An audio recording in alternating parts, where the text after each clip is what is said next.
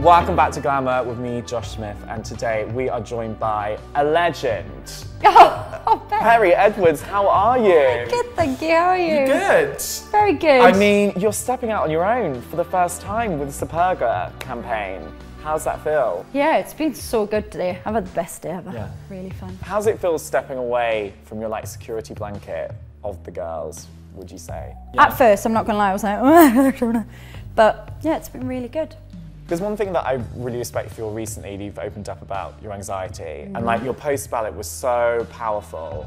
And it was really moving, and it's really incredible to see someone like you using your position for the greater good and to also speak to your fans, which is really incredible. Yeah. How cathartic was that experience for you?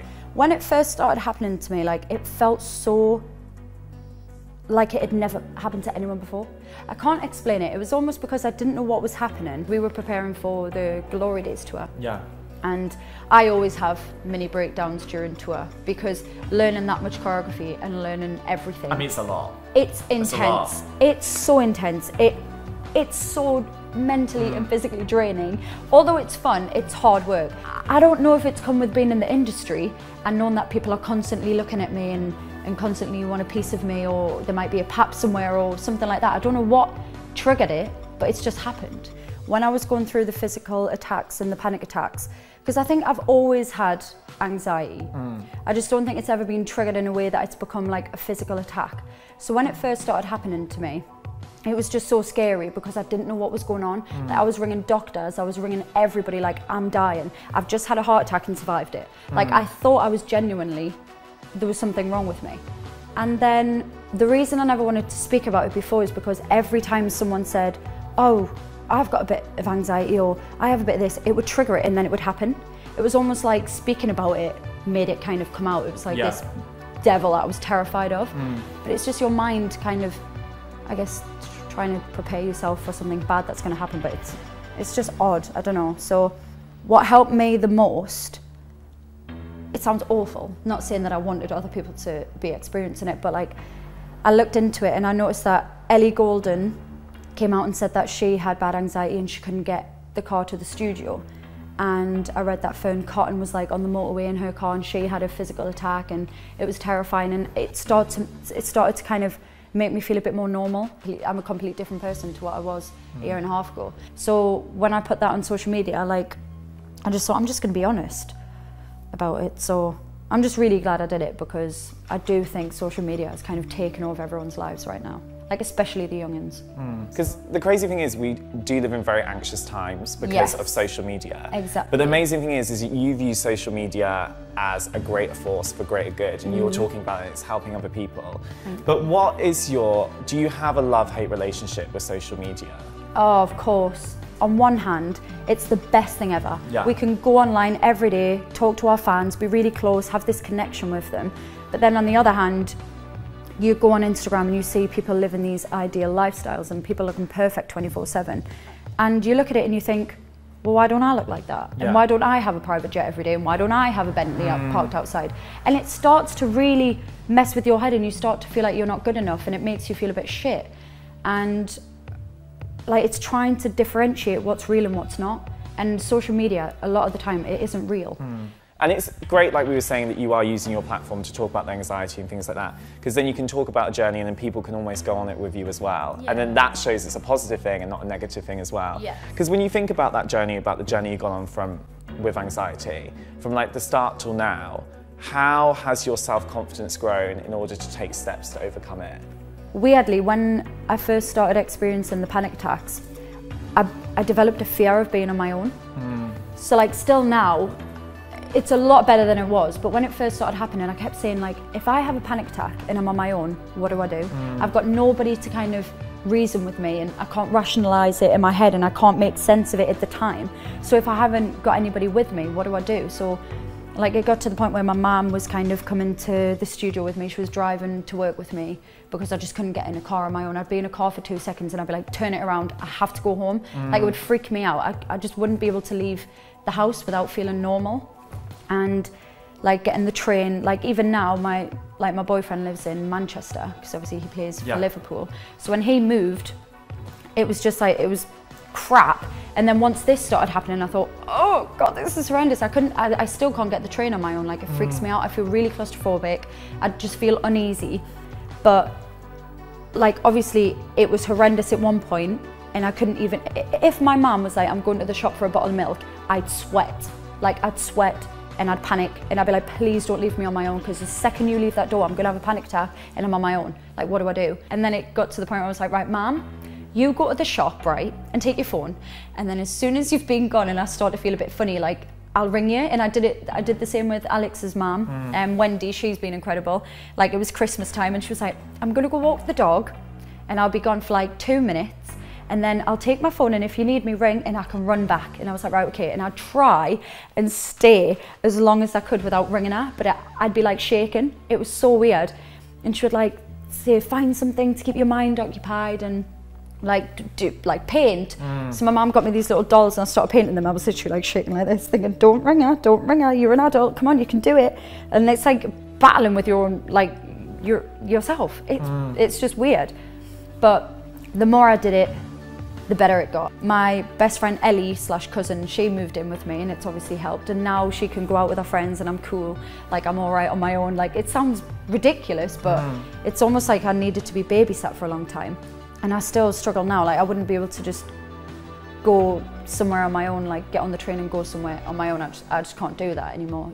From when I look back now to this kind of weird wobble that I had, I never thought I'd be where I am now, because I never thought there was a way out. And then I thought, you can't live your life like that. How am I going to have a career? How am I going to get on stage and perform? How am I going to meet the fans? How am I going to do any of the stuff that I love doing if I don't leave the house? So it was like doing a step by step, like learning to bloody walk again. It was just weird. Once I got out the house a bit more, my mum didn't have to come to work with me anymore, and then I was fine. Then I started travelling on my own. I can get in a car and go to Manchester now, and I'm fine. Yeah. I'm still a bit uneasy about the train. Yeah. I mean, trains aren't for everyone, babe. But it is what it is. It is what it is. But yeah, it's just finding coping mechanisms. I'm constantly getting better. I'm constantly not letting it defeat me, and it's just one step at a time, I think. I think we all need to remember we're on a journey, right? Yes, we are. I think the thing you said in the post where you said, I've been in a relationship with my mind for 25 years, is such a powerful statement, because we need to realise we're actually in a relationship with ourselves. Yeah, we are. But I don't think there's enough of that. Like, we don't realise that. And we're not like, oh, let's work on my relationship with myself. What are the coping mechanisms for you? My dog. Oh my God, Hachi is literally my sanity. Like, and so cute as well. I know. When everybody's out, if I've got Hachi, I'm cool. Like, I'm fine. I've got my little mate. I'm good. He keeps me sane. Talking to a stranger, like, that helps massively. Speaking to someone who has no idea what's going on in your life, you just let it all out.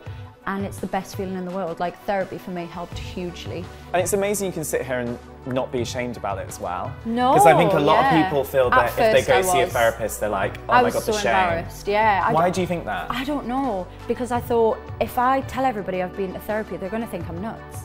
At one point, I thought my mum was gonna have to send me somewhere, because I was having these dark thoughts. I was thinking differently than the way I would. I'm a very positive, outgoing, bubbly, sunshine person. So when this happened, it was like from that to that, and I was thinking dark thoughts that was freaking me out, and then the more I thought about it, it would freak me out even more. I just think even if you're feeling a bit down at work, or you're feeling a bit down about things that are going on in your family, or just anything, it's nice to speak to people. Like, it's nice to talk. If you've got a friend or a teacher or just anyone who you know will listen for 5 minutes, it's just the best thing ever to let it out. It's very empowering as well. People need to realise that anything that you can take on to make yourself feel better, it can be a very empowering experience for you. And you go forward. And there's a really interesting thing that I saw the other day, where someone said, if you tell your head to stop doing something, it won't, because if you tell it's just like an organ in your body, because if you tell your heart to stop beating, it won't stop beating. Yeah, that's so true. Yeah, and when I heard that, I was like, oh my God, this makes so much sense, because we spend so much time beating ourselves up, trying to be like, mind, stop doing this. Whereas if you go through the motions of it and sit down and actually theorise it and talk through someone, it actually helps so much. Yeah, totally, totally. And we're human. We're gonna go through things. We're going to go through hard times and hard periods of our life, and it's not going to be an easy ride all the time. And I think that's what we forget. Again, social media, it seems that way. People think that people are living these idyllic lives, and it's not. And there's bumps in the road, and there's going to be. And I think that's life. I've seen you go through so many different stages of your life, like in the public area, and you've been going through quite private times at the same time. Like you were going through this anxiety at the same time as you probably having to go out and do interviews and perform and be happy. Like, how did you learn to like treasure your private life in the very public world and work on yourself away from this public world? Oh, that's hard. Yeah. That is really hard. I think sometimes when you're in this industry, you kind of have to be that actress sometimes. It does suck that you can't show your emotion 24/7 because you have to be on the camera, you have to be ready to do an interview. Like, you can be heartbroken and just want to get in bed and throw the quilt over your head and never come out for a week and eat ice cream and be miserable, but instead you have a performance to prepare for and interviews to do. And sometimes it's better, because I think if I didn't have work at the time that all of like the anxiety was going on, I wouldn't have went. Like, if I didn't have 3 other girls to think about and be strong for, and all the fans that wanted to see the show be the best it could possibly be, I don't think I would have came back to work. Well, I think you're just so incredible that you're here right now saying this. Thanks. Because it's honestly, like, I can't imagine having to do that. Like, we all have moments when we're like, right, we have to cope because of other people. Yeah. But when you're doing it for like millions of fans, that can be so daunting, and you've actually got through it, and I just think you're amazing. Oh, why did I know you were going to make me cry? I was not. You made Leanne cry. No. Oh my God, I'm going to get a reputation. You actually are. This is why I've got so much respect for you girls, because you've done so much incredible stuff to help people, and you haven't just sat there, and you could very easily have sat here today and like brushed over all the things that you've gone through. But anyone who watches this is really going to help them. Like, I go through anxious moments, we all go through anxious moments, and like hearing someone like you who's a role model to so many different people, different walks of life and everything, it will just help people so much. I hope so. Yeah, and it will. And also even just like, for instance, when you went through and you just came out about your freckles and you were like, yeah, I just want to be really proud about that. That's another amazing thing you've done as well. Thanks. And I think you should take the time to pat yourself on the back, because you've honestly helped so many people, and you can see that in your fan base. Yeah, I hope so. That's why I did it. So even though a year and a half ago I never thought I'd be in this position, I'm just buzzing that I kind of overcome it. Yeah, buzzing. And you should be. You should be buzzing. Thanks. And I do love that thing that you said about the freckles as well, because I think we're living in such like a pressured beauty industry still. How has your relationship with the beauty industry changed, do you think? When I was younger, I remember I was in the playground and we were playing Catchy Kisses, and one of the boys was like, yeah, let's play Catchy Kisses, and I was like, okay. And then I was thinking, God, I really hope someone catches me for a smooch. Yeah. And I ran and I looked behind and there wasn't one person chasing me. They were all after Nicola. And I remember thinking, what about me? Yeah. And I remember one of the boys was like, oh, don't kiss her, she's well freckly. And I remember thinking, what the heck? What is wrong with my freckles? And I hated them, and I went home and I was like, Mom, I'm thinking of getting a skin peel. And she was like, what? And I was like, you know, surely they can peel off your skin and put new skin on. And she was like, what is wrong with you? Why are you saying this? And I was like, because the boys want to kiss me because apparently I'm too freckly. And she was like, that is nonsense. She was like, you wait till they all want to kiss you now. My mum always knew I'd be a star. Oh, she knew it. She just knew. She knew it. And yeah, now the boys are trying to kiss you, babe. But isn't it awful though that it gives you a complex? Like, and even my scar, like growing up being in the dressing rooms, getting changed in front of all the other girls, and I had this big scar on my stomach, and I just, like, it's just a lot when you're a kid. You think it's the end of the world. You'd think that if you've got freckles or it's something you're insecure about, like scars and everything like that, like it's horrendous. It's the end of the world. Why can't I be normal? Why can't I have a normal stomach? And as you get older, you think, damn, I think it's pretty quirky. Yeah. You know? Like, I love freckles. I'm like this in the sun now, trying to get more because I just love them. Whereas when I was a kid, it was different. But I just think when you're a kid, everything's 10 times worse. You worry about the silliest things, like, don't you? So I think age definitely helped me. I've always said you can't please everyone. If I'm trying to please people, why do I have to do something that makes me unhappy, like wear loads of foundation to make my skin look flawless, when people are still going to say I look shit, and they're going to say why she wearing too much makeup. So I may as well just be myself and then let it be that. Well, I think you're beautiful inside and out, babes. Thanks, straight up. I really do. And thanks for taking the time out to talk to me and share that message, because I think even with what you were saying about being in the school playground and having freckles, like, that's happening to someone out there right now. And it's great that they can look up to you and be like, oh my God, when I get to that age, I'm going to feel powerful, I'm going to feel empowered. Yeah. You're epic. Yay. Thanks so much. You're the Thank best. you so much. For more amazing, empowering videos like this with such epic, empowering women as Perrie, make sure you subscribe to the Glamour UK channels now.